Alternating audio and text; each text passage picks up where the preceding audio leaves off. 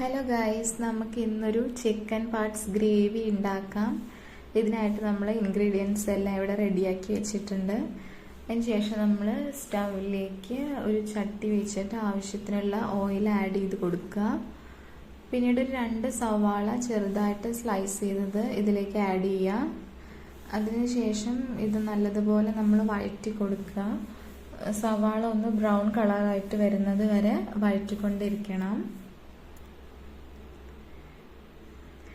ഇത് നല്ലതുപോലെ ഒന്ന് വഴന്നു വന്നു എന്ന് തോന്നുമ്പോൾ നമ്മൾക്ക് ഇതിലേക്ക് ഒരു തക്കാളി ആഡ് ചെയ്യുക. ഒരു മീഡിയം സൈസ് തക്കാളിയാണ് ആഡ് ചെയ്തിരിക്കുന്നത്.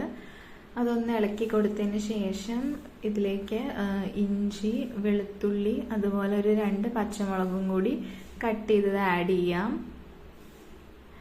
ശേഷം ഇതെല്ലാം നല്ലതുപോലെ ഒന്ന് മിക്സ് ചെയ്ത് വഴറ്റി കൊടുക്കുക. പിന്നെ കുറച്ച് കറിവേപ്പിലയും ഒരല്പം മല്ലിയിലയും കൂടി ഇതിൽ ആഡ് ചെയ്തിട്ട് നല്ലതുപോലെ ഒന്ന് വഴറ്റിയെടുക്കണം. ഇനി നമുക്കിതിലേക്ക് ആവശ്യമുള്ള പൊടികൾ ചേർക്കാം.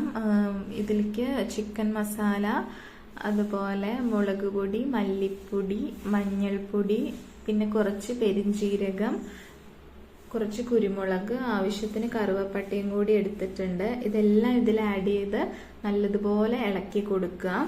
ഈ പൊടികളുടെ പച്ചമണം ഒന്ന് മാറി വരുമ്പോൾ നമ്മൾ ഇതിലേക്ക് കഴുകി വൃത്തിയാക്കി വെച്ചിരിക്കുന്ന ചിക്കൻ പാർട്സ് എല്ലാം ആഡ് ചെയ്ത് കൊടുക്കുക.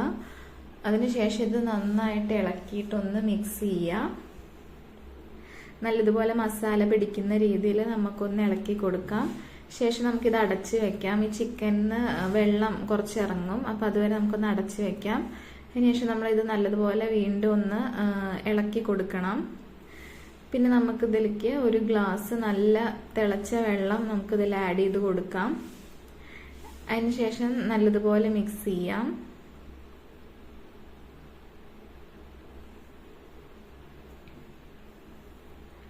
ഇപ്പം മസാലയൊക്കെ നല്ലതുപോലെ എല്ലാവിടെയും ആയിട്ടുണ്ട്. ഇനി നമുക്ക് ഇത് തിളയ്ക്കുന്നവരെ വെയിറ്റ് ചെയ്യാം. ഈ സമയത്ത് നമുക്ക് ഉപ്പ് നോക്കി ആവശ്യത്തിനുള്ള ഉപ്പ് ആഡ് ചെയ്ത് കൊടുക്കാം. ശേഷം ഇതെല്ലാം നല്ലതുപോലെ തിളച്ച് വരുന്നുണ്ട്. ഇനി നമുക്കിതൊന്ന് നല്ലതുപോലെ ഒന്ന് കുറുകി പീസസ് എല്ലാം വെന്ത് വരുന്നവരെ ഒന്ന് വെയിറ്റ് ചെയ്യണം. ഇപ്പം നല്ലതുപോലെ കുറുകി വന്നിട്ടുണ്ട്. നമ്മുടെ കഷ്ണങ്ങളെല്ലാം നല്ലതുപോലെ വെന്തിട്ടുമുണ്ട്. ഇനി നമുക്ക് വേണമെങ്കിൽ ഒന്നുകൂടി വറ്റിച്ചെടുക്കാം, അല്ലെങ്കിൽ നമുക്ക് ഗ്രേവി ഈ ലെവലിൽ തന്നെ ഗ്രേവി വെക്കാം. ഇനി അല്പം മല്ലിയിലയും കൂടി നമുക്ക് ഇതിലേക്ക് തൂവി കൊടുക്കാം. അതിന് ശേഷം നമുക്കിത്